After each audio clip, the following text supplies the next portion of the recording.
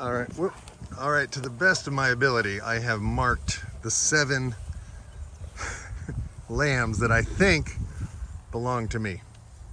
We made the mistake of not tagging our lambs like the day after they were born, just because we were both busy. Corey was busy, I was busy. And we're gonna need to sort them in a few days. And so my gang of girls are all here except for Snow White. But I have 7 lambs. So the question is, some are obviously hair sheep. Others are a little bit woollier than I think. And so I don't know if they're just hanging out and I've identified them wrong. Like this one here, kind of woolly. But sometimes the hair sheep do look woolly. But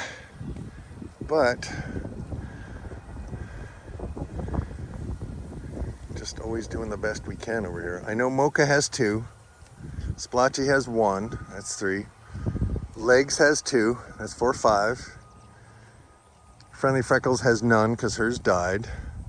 And then Snow White has 2. And the question is, are Snow White's lambs up with her, or did they come down with this gang because all these mothers are related and they're comfortable with each other and they're part of this flock, this subgroup in the larger flock? Because it takes them a long time to integrate. But anyway, this part of the field is nicely drained. This is not a problem. This is a good spot, and they've obviously been laying down. So it was a good move to move them in here, even though it seemed like it was underwater. There are many areas of this field which are above water. So pretty good. Now I have to see if I can find Snow White and see if I've misidentified some of these lambs. But in the meantime, I'm checking the fence. Every day, I'm gonna check this fence. That's my plan. Hey, Freckles.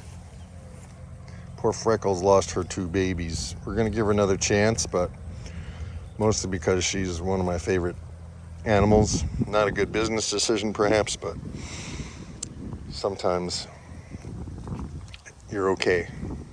Like, she's good company. So here's this one right over here. But I've noticed that a few of them were more fluffy. So we'll see. So you can see here things you couldn't see before. The sheep have definitely, ooh, there's a snake. Man, that was fast. So the sheep have definitely cleared some of this stuff out, and we can actually see some of the brush piles that we want to chip. And my thought is we can move this whole thing. We can move the whole edge back, and we can take out quite a few trees and still have a ton of shade.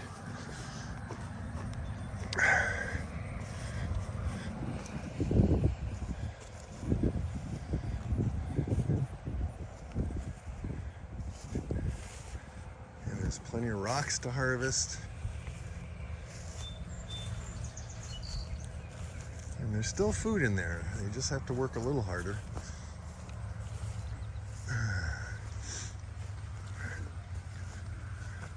And you can actually see under these trees now that they have been cleared. So I'm gonna check on Snow White, see if she has 2 Snow Whitey lambs with her or if she's alone. All right, so that's definitely one of Corey's. I got 1, 2, 3.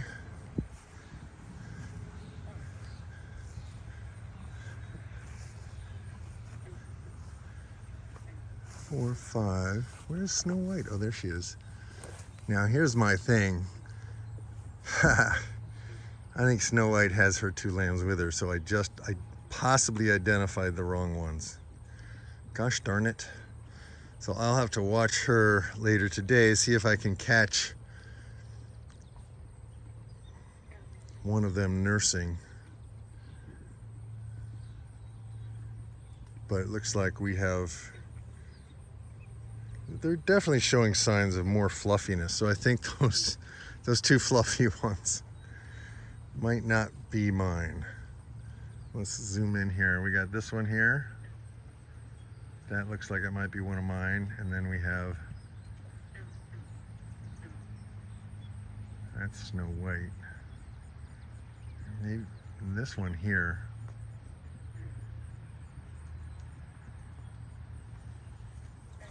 This one right there.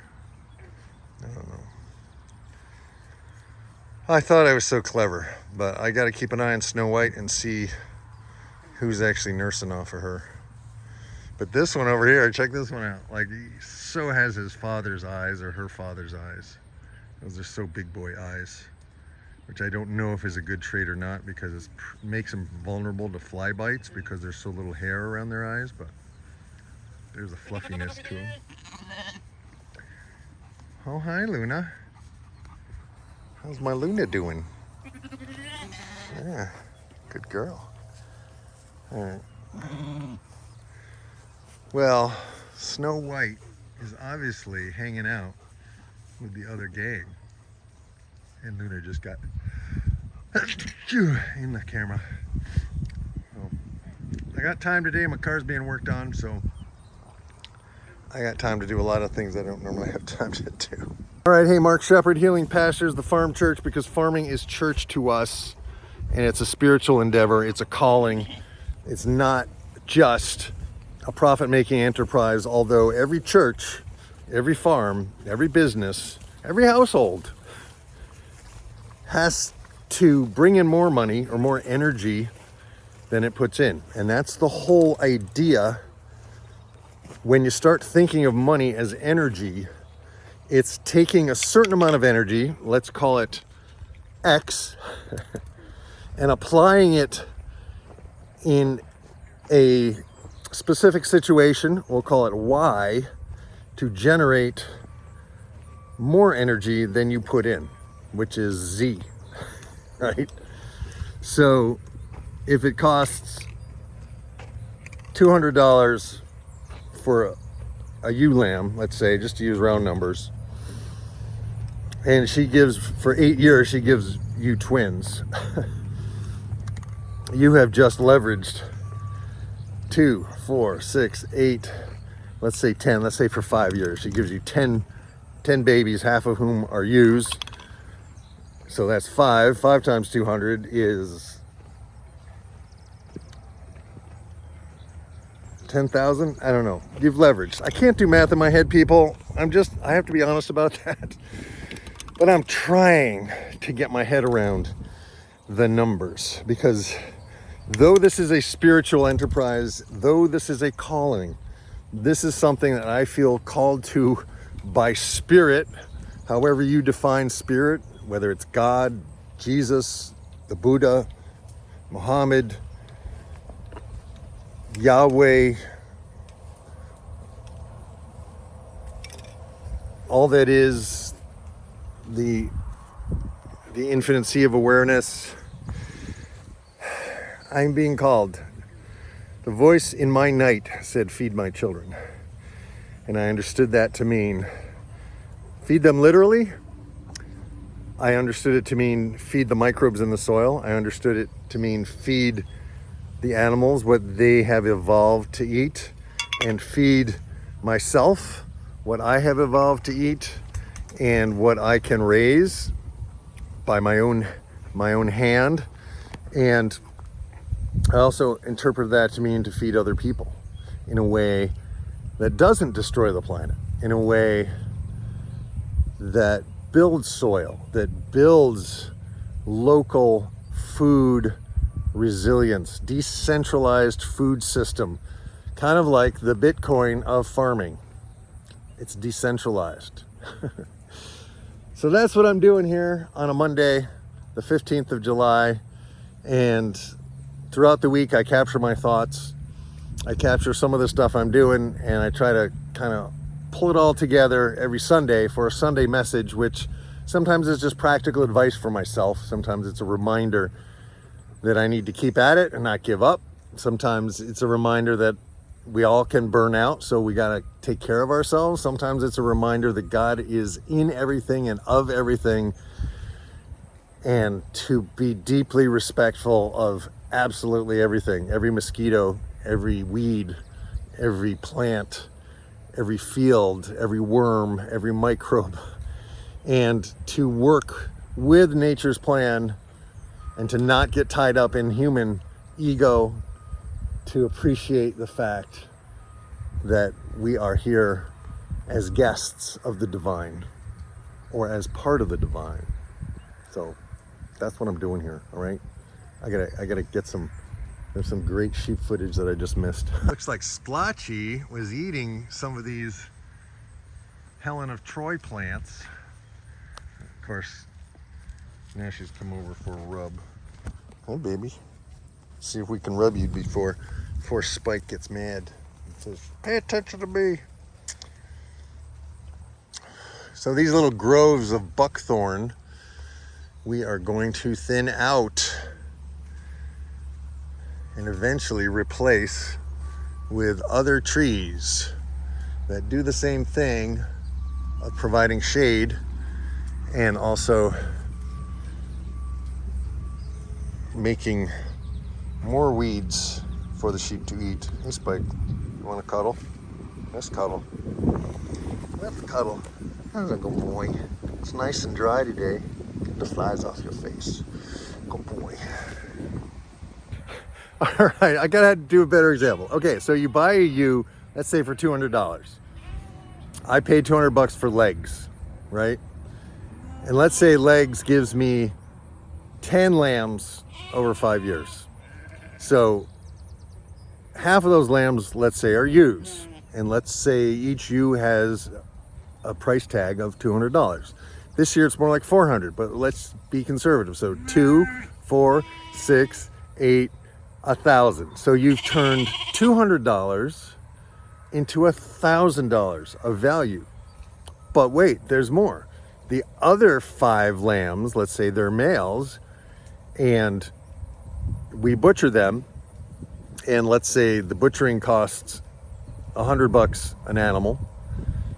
So you have $1, 2, 3, 4, $500, but maybe you want some fancy cuts. So let's say butchering those 5, I just had 6 done and it was like $900. So let's say butchering those 5 costs $1,000, just to keep numbers round and keep ourselves minimal, okay?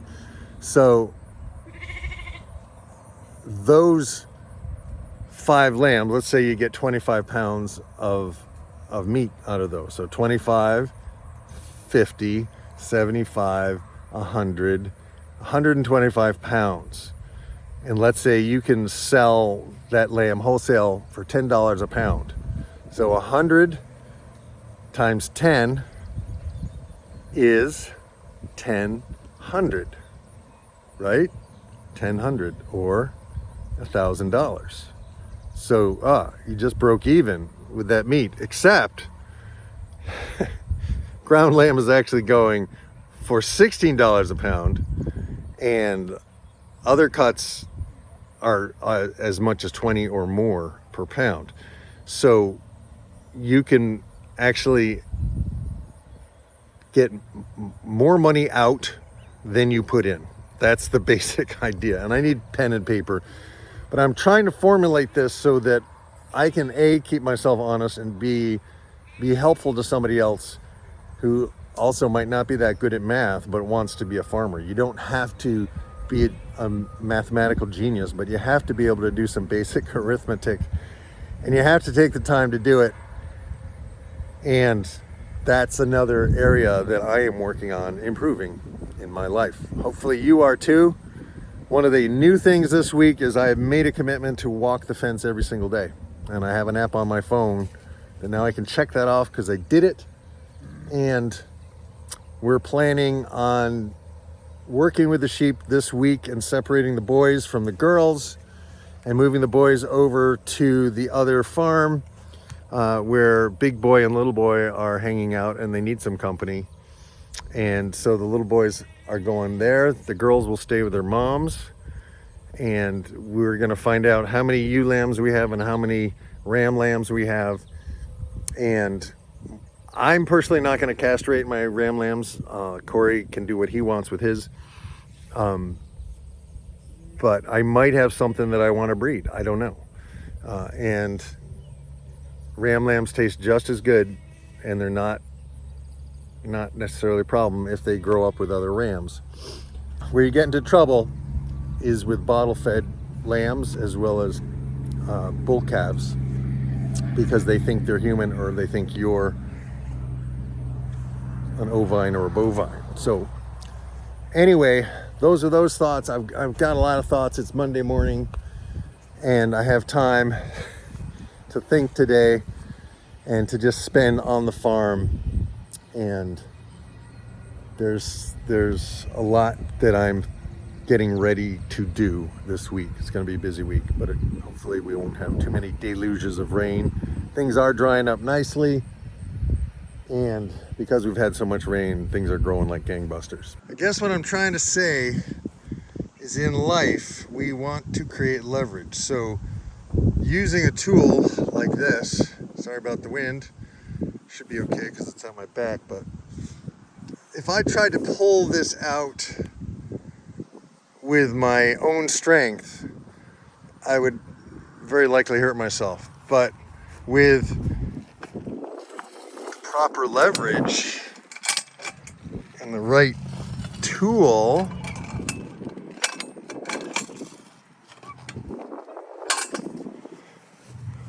pulling it out becomes easy, even like I'm one-handed because I'm holding the camera. So the concept I'm trying to get at is leverage, and we want to farm in a way so that we leverage natural processes that are going to happen anyway, natural food sources that most people call weeds, that they try to get rid of and they spend a lot of energy getting rid of. But we have sheep that thrive on weeds, and eventually we'll follow the sheep with cattle, because if the sheep eat all the weeds, the grasses will grow. So one way to keep your pastures weed free is to allow the weeds to grow. Put some sheep in first, follow with cattle. And the sheep and the cattle are dead-end hosts to each of their parasites. So I'm sweaty. And I'm not complaining about the heat because it's not raining. So leverage, people. That's what we're looking for in life, in every area, so that you can invest a small amount of energy and get a return on that energy larger than you invested. That's the idea, and that's behind every investment. Like the stock market, think about it. What is stock? Stock is animals on the land. Subscribe to the Stockman grass farmer, right? Stock is literally a human derivative of raising animals on the land. And the animals make babies. And the babies, they do the work. But you have to provide the infrastructure and the setting and the components necessary for them to thrive. That to me is good leverage, and that's what I'm doing here. So hopefully that's a helpful thought on a Monday. I got time today, so I'm gathering thoughts for future videos. I don't know when I'll release this, but Healing Pastures, the farm church, cause farming is church to us. It's a spiritual endeavor, it's a calling, it's a mission. I'm on a mission from God. Watch the Blues Brothers, and you'll see where our spiritual context is. Boom. So this is one of the challenges of a buckthorn forest. Oh look, there's a bird's nest right there. So, I mean, there's nothing living down here. They just choke everything out. And all of this area, we have a big ash here. We have a huge oak tree there. Like, this is silvopasture already. minus the buckthorn. And the thing is, if you cut all the buckthorn, it's gonna grow back. But if you cut it in the fall, chip it all up, when it grows back, put the sheep in here and boom, they will just nail it and just keep it from regrowing, and eventually it will extinguish. So I want to free up this oak tree so we have a big wide open spot here under that tree where grasses and weeds, forbs can grow and the sheep can get shade, and then they'll fertilize the tree, and we won't leave them there too long, obviously. But yeah, I'm scoping out some paths here so I can give the sheep a combination of forest, edge, and pasture, so they have the ultimate smorgasbord salad bar dietary luxuriousness. And yeah, so that's how my Monday's going. It's not even noon yet. I've made, I don't know, 10 videos because I'm doing stuff and it's fun. It's like my favorite thing is making paths in brush. So I have quite a ways in here that I can come with the fence, because in the forest is shade, and on the edges is food, and in the pasture is food. And there's even, you know, by clearing all this stuff out, we're just gonna jumpstart the amount of acres that are giving us food. All right, so now I'm out in the pasture. I came out of the woods there. You can see my path. And I'm scoping out. Obviously, there's some spots where deer have been bedding down. But it is not wet out here. This is fine. And there's lots of more stuff out here than just grass, which is what we want. We got Queen Anne's lace. We got what I call butter and eggs. I don't know what it really is. I gotta look it up. And all kinds of stuff down in the canopy here. We got all kinds of stuff. There's clovers. There's that stuff that tastes like lemony. It looks like clover, but it's not clover. I forget what the name of that is. But yeah. So we're gonna free up those oak trees. We're gonna clear a lot of that stuff out. And then the bush line will be farther back, and then we'll just keep moving back in. So in 2 to 5 years, that will all be silvopasture. You'll still have wide open pasture if you want it, or you can plant trees in your open pasture if you plan on never haying it again. Trees and haying don't really go well together, but there's so much food here. There's just look at that. Look at the abundance down in there. And because this is a bottom or a flat or a floodplain, a lot of nutrition in here. We have vetch, the wild pea stuff. Just, you know, on one hand, like there's 1, 2, 3, 4, 5, 6, 7. There's at least 8, probably more like 20 different things growing in here. So I think it's going to be okay as long as we have a little break from rain. We will really do well here.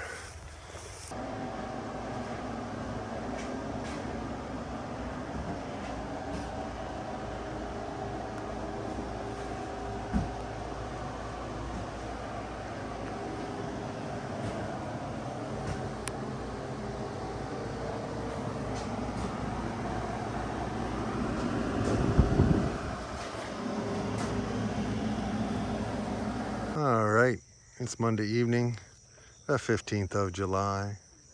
I just fed the dogs because I waited till it cooled off. And the sheep are now grazing.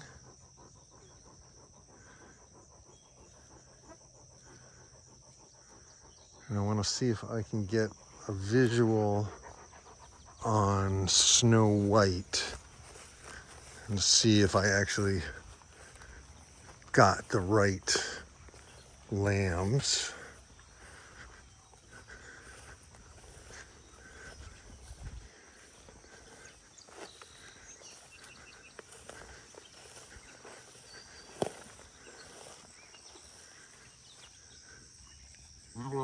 I think that's her over there.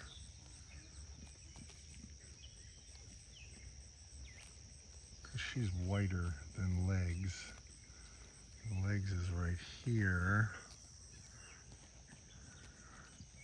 But neither one of them have babies near them. Let's see.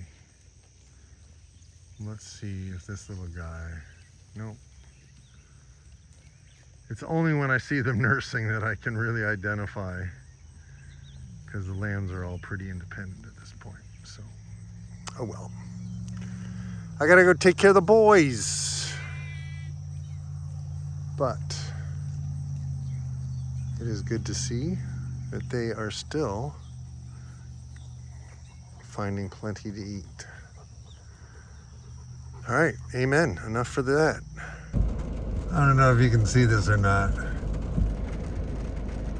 but there are so many deer flies buzzing around the outside of my car. Like, I first noticed that last summer. There's so many deer flies. And boy, big boy, the ram, is just being assaulted by them.